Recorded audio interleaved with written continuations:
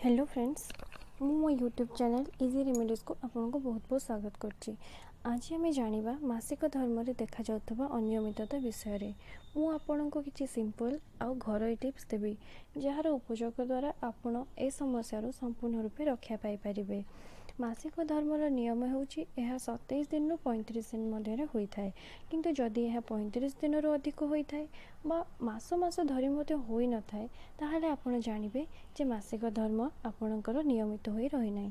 तेणु एही सब उपचार द्वारा आपण अनियमित ऋतुस्रावरू रक्षा पाई परिबे। तेणु प्रथम हेउछि दालचीनी, जहाँकि शरीर को उत्ताप जोगे थाए। मासिक धर्म रे देखा जातुवा समस्या को मध्य दूरे थाए।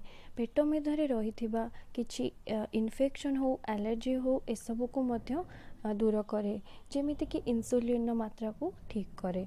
तेणु आमे दालचीनी को किपरि व्यवहार करिबा मु से विषय कहूछि। प्रथमे आमे दालचीनी को भल भाबरे गुंड करिबा। गोटे कप पानी को आमे चुली रे बसैबा।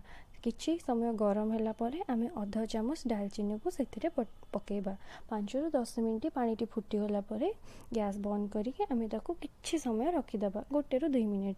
से तापरे आमे सेथिरे हाफ चामच हो किंबा 1 चामच हनी बा महू को मिसेइबा एवं ताको सेवन करिबा।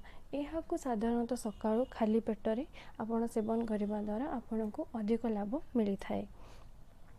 द्वितीय रे होउची कंचा हळदी बा हळदीर गुंड, जहाँकि आपण को हार्मोन बैलेंस करिबारे बहुत सहायता करथाए। आमे 1 कप उषुम क्षीर नबा, सेथिरे 1 चामच 4 भागरु भागे हळदी पकेइबा एवं स्वाद पाई आमे सेथिरे किछि महू मिसेइबा।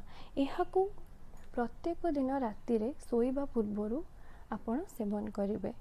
एहा द्वारा आपणकर हार्मोन बैलेंस बहुत जल्दी ठीक हबो एवं पीरियड रेगुलर हो जिवो। तृतीय रे आमे होउची अदा। जदि मासिक धर्म बहुत डेरी होउची अथवा कम परिमाण रे होउची, अदा आपणक पई एक आशीर्वाद। एहा ठीक करिबा सहित आपणक पीरियड को मध्य नियमित करे। तेणु यार यूज आमे केमिति करिबा ना 1 इंच अदा को आमे नबा, ताको परिष्कार करी धोईकी ताको भल भाबरे छेची दबा। 1 कप पानी आमे चुली रे बसैबा, ताको 5 मिनिट फुटेइबा।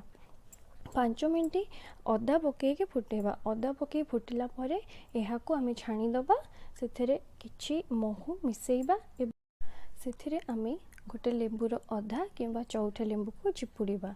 एहाको आमे सकाळू खाली पेटरो सेवन करिबा। एही 3टी उपाय मु आपनको जहा कहली, आपण एहा मध्ये जे कोनसे गोटे हो रेगुलरली भाबे व्यवहार करंतु। पीरियड टाइम रे भी कले चलिबो। एहा करंतु मासे 2 मास मध्य रे आपण केते फरक देखिबे सेटा आपण मते निश्चित जणैबे।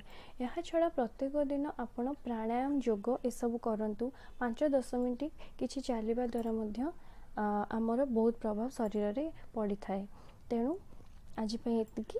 जदि वीडियोटी आपन भल लागी लाइक मारिबे, आउ जदि किछि आपनकर डाउट अछि मते कमेंट बॉक्स रे कमेंट करिवे। Thank you.